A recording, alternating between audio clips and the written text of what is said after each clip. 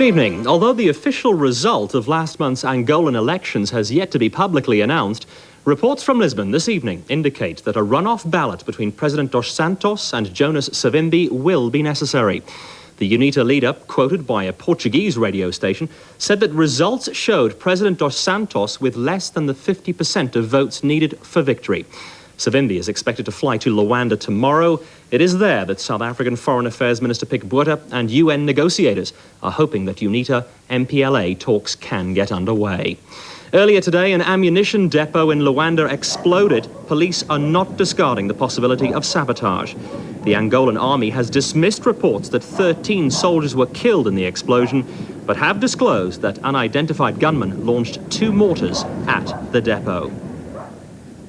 It's the biggest single reduction of an industry in British history, the planned closure of 31 coal mines and the end to 30,000 jobs. But even with those sort of statistics, British coal miners' representatives are divided about whether to take strike action. The miners...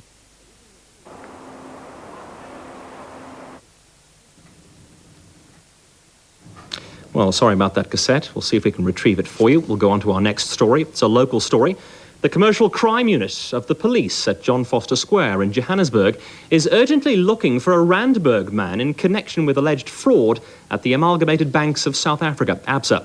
33-year-old Mr. Molefi Joseph Malabesi from Randburg is the 4th suspect in the case in which more than 18 million rands was involved. More arrests could follow soon.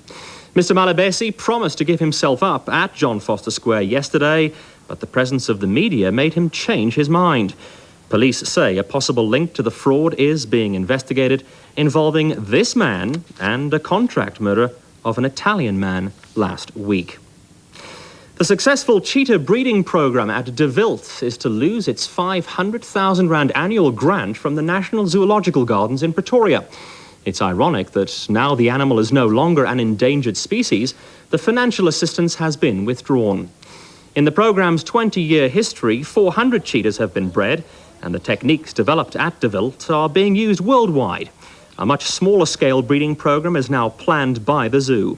The owner of De Wild, Anne van Dijk, is confident she'll be able to continue with her work. I feel too that there are other projects that are going to crop up, interesting projects, which at this stage I can't name them, but there are a number in the pipeline, and I think that as I say, I'm confident De Wild will carry on.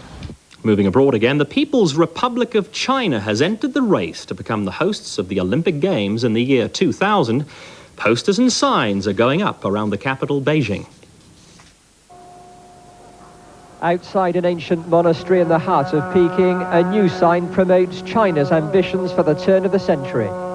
A prayer wheel is spun for the sporting gods who've conquered the imagination of this country of 1,200,000,000. Olympic posters sprout across this capital, though Peking faces stiff competition from cities like Manchester and Sydney.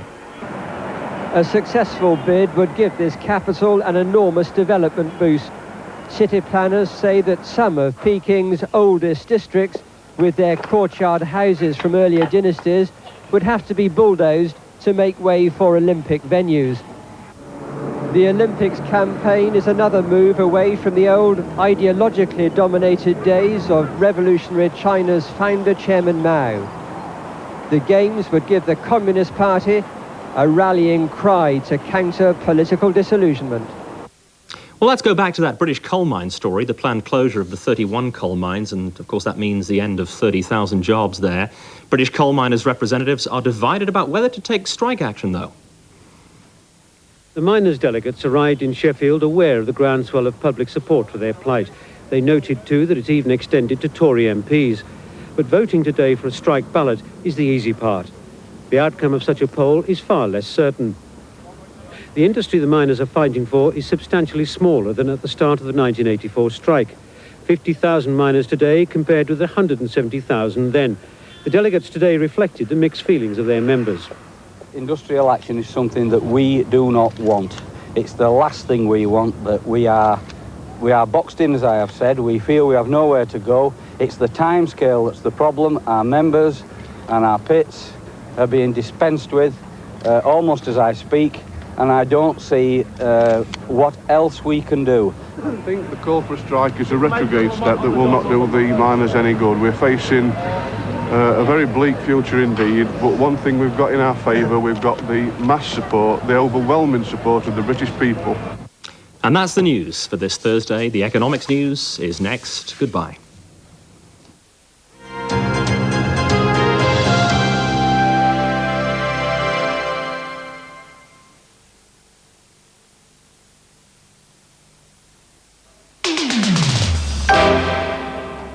Good evening.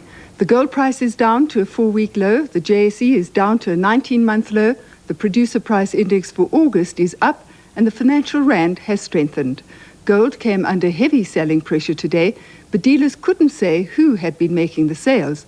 They say some disappointment over a weak COMEX futures close may have led to serious speculators selling into the Australian market. Trading was described as nervous, and the metal is expected to test a new resistance level of $343, which was yesterday's support level.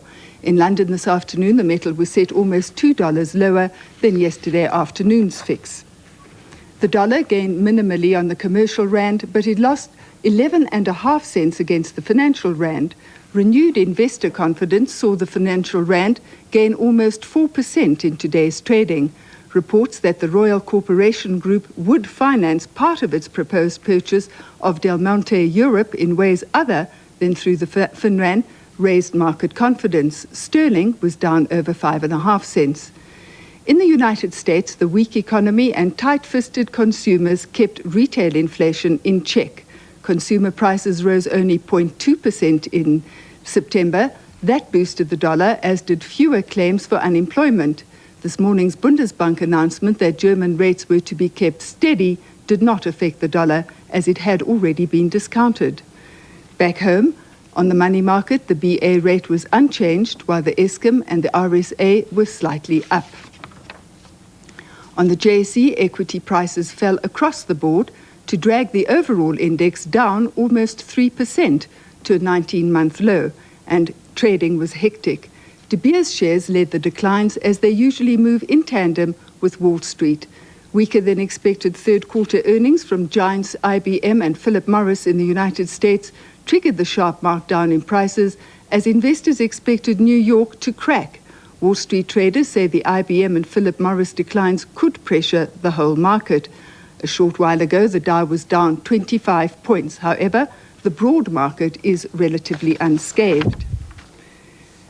The Afrikaanse Handelsinstituut has produced a new tool for businessmen, investors and the government. The AHI barometer of inflation measures the underlying pressures on the inflation rate. It does this by measuring a number of variables like credit extension, growth in government spending, rises in wages and prices, inflationary expectations, fuel prices and a variety of other factors.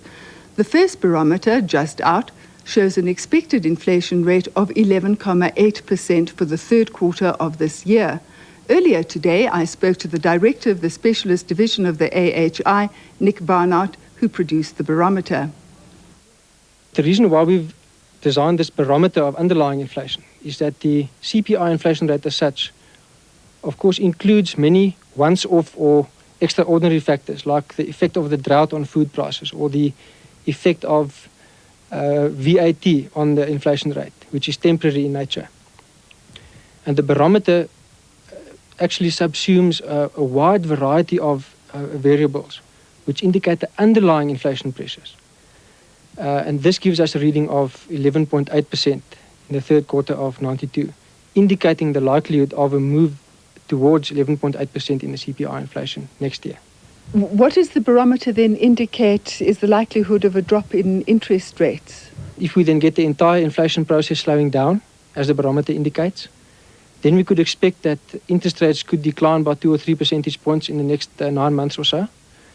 And that combination of visibly lower inflation and interest rates could play a major role in generating a new upswing phase in our economic growth next year. The producer price index for August 1991 to August this year was up by 0.2 percentage points to 9.5%. In the food category, according to the Central Statistical Service, non-processed food showed the greatest increase in the 8 months from January to August.